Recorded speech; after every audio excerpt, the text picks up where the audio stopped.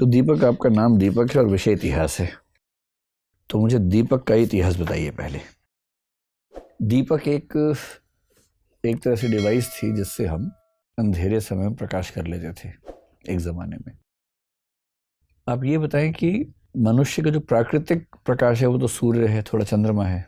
प्राकृतिक प्रकाश के अभाव में मनुष्य ने प्रकाश का अरेंजमेंट कैसे कैसे किया, इसका पूरा इतिहास 5 से 6 चरणों में समझाइए। सर, सबसे पहले आदिम समाज में जब अंधेरा होता था तो कुछ देखने की व्यवस्था नहीं थी, तो आदिम समाज ने आग का प्रयोग सबसे पहले किया। 2 पत्थरों को रगड़ के आग उत्पन्न किया। ठीक है। उसके बाद सर उसी आग के सहारे अपनी जीवन की सुरक्षा की। पर वो कंट्रोल कैसे होती होगी? जैसे एक पेड़ में आग लगा दी रात को देखने के लिए और सुबह तो जंगल सहा हो गया। सर पेड़ में नहीं, एक्चुअली लकड़ियों को इकट्ठा करके आग लगाते थे। ठीक है। धीरे धीरे कंट्रोल कर लेते। Yes sir. ठीक है। उसके बाद धीरे धीरे मनुष्य जागरूक हुआ, बौद्धिक चेतना का विकास हुआ, तो उसे पता चला कि इसके अन्य भी कार्य हो सकते हैं, तो रोशनी के अलावा खाना पकाने में। उसके बाद जंगली जानवर से नहीं, मुझे तो रोशनी के इतिहास में रुचि है, आग के इतिहास में नहीं। रोशनी करने के लिए पहले आपने बताया कि आग से लकड़ी जला ली। यस। उसके बाद इतिहास आगे कैसे बढ़ा? सर उसके बाद एक यज्ञ प्रकरण सामने आता है। दिन के समय जो वैदिक समाज था, या उसके पहले जो हड़प्पाई काल थे, तो जब नवपाषाण काल में आग की खोजी, उसके बाद हड़प्पाई समाज में हम चरण में प्रवेश किए।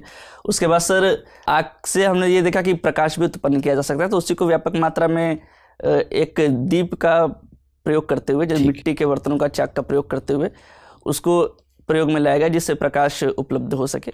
ठीक है। आगे जाकर इससे सर अग्नि को मतलब पूजा का महत्व दे दिया गया। अग्नि पूजन की बातें सामने बार बार प्रकाश के इतिहास से अग्नि के इतिहास पे शिफ्ट हो जाते हैं। मैं केवल प्रकाश का इतिहास पूछ रहा हूँ आपसे, है ना?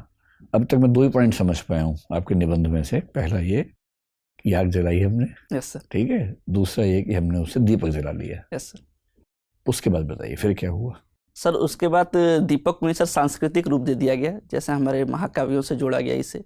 रामायण में आप फिर नहीं समझ रहे मेरी बात। आप जिस परीक्षा के लिए आ रहे हैं, जिस पद के लिए आ रहे हैं, उस पद की अपेक्षा ये भी होती है कि आपसे जो पूछा जाए आप केवल वही जवाब दें। ठीक है। मैंने आपसे सिर्फ इतना पूछा है कि अंधेरे के समय प्रकाश की जरूरत से निपटने के लिए मनुष्य ने इतिहास में क्या क्या उद्यम किए। अभी तक आपने बताया कि उसने पहले पत्थर से आग जलाई। Yes sir. और दूसरा आग से दीपक जला लिया। Yes sir. उसके बाद क्या बताइए? सर उसके बाद यही प्रक्रिया निरंतर बढ़ती चली गई सर। बस LED का लैंप आ गया, बल्ब आ गए। पहले बल्ब का आविष्कार एडिसन ने किया। Yes sir. ये सब कुछ भी नहीं हुआ? सर मशालें बनी, वो सब नहीं हुआ इसमें? सर मुझे लगा आपने केवल दिए के उपलक्ष्य में पूछा है। नहीं, मैंने तो कहा कि मनुष्य के सभ्यता का इतिहास पूछा, प्रकाश का इतिहास पूछा। अच्छा चलिए, कोई बात नहीं। अब आप ये बताएं कि आप गोंड जनजाति से आते हैं, है ना? गोंड जनजाति का मुख्य इलाका तो मैंने सुना कि मध्य प्रदेश है, थोड़ा सा इलाका बिहार भी है। गोटुल क्या होता है? सर गोटुल एक मुख्यतः आवास होता है सर गोंड जनजाति में, जहाँ पे एक अविवाहित जोड़े को सर रखा जाता है। क्यों रखा जाता है? ताकि एक समझ विकसित कर सके और अपने जीवन साथी का चयन कर सके।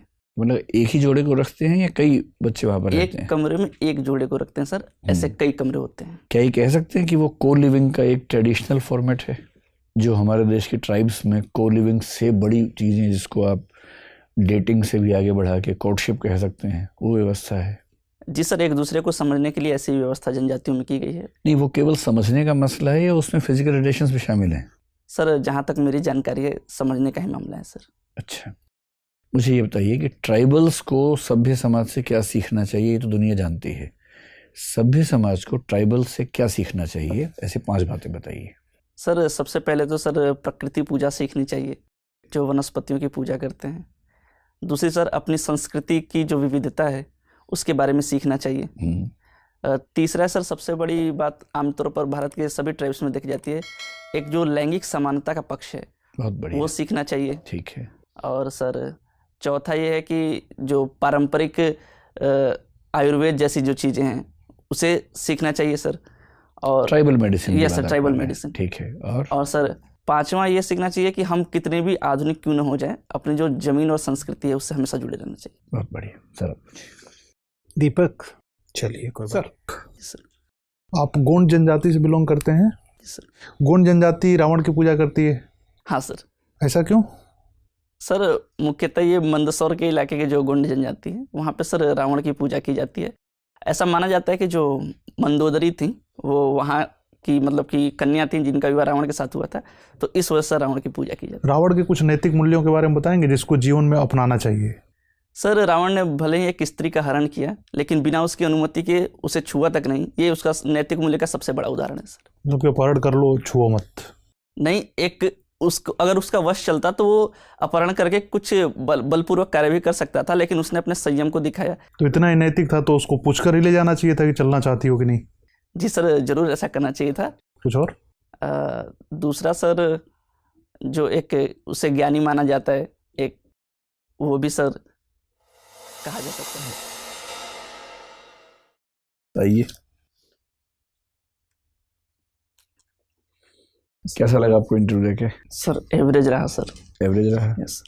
अब जैसे एवरेज रहा, ये खुशी की बात तो है नहीं, दुख की बात है, लेकिन आप इस पर मुस्कुरा रहे हैं, क्यों मुस्कुरा रहे हैं इस पर आप? सर अच्छा लग रहा है सर ऐसे इंटरव्यू देके, बट रिजल्ट शायद एवरेज रहा। आपको क्या किसी ने सलाह दी है कि मुस्कुराना है बहुत ज़्यादा इंटरव्यू में?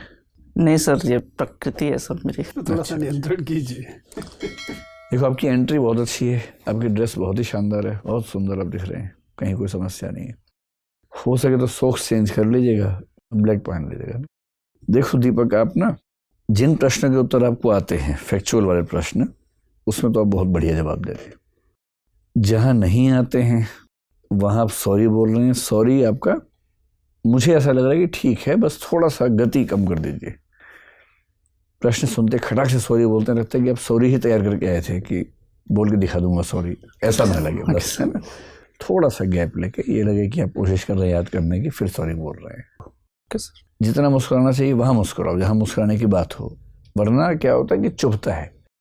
क्योंकि आपसे सीरियस सवाल पूछ रहे हैं और आप सुनते हुए मुस्कुरा रहे हैं, तो ऐसा लगता है कि आप इस भाव से देख रहे हैं कि हाँ पूछ रहे, क्या पूछेगा, बहुत देखे तेरे जैसे मैंने, ये भाव आता है मन में, तो वहाँ मुस्कुराहट चुभती है, उससे बचिए। बाकी अच्छी बात है कि आपकी एज कम है, कॉन्फिडेंस आप में ज़बरदस्त है, दिखते स्मार्ट हो। मेरा अनुमान है कि आपकी रेंज तो है बहुत शानदार।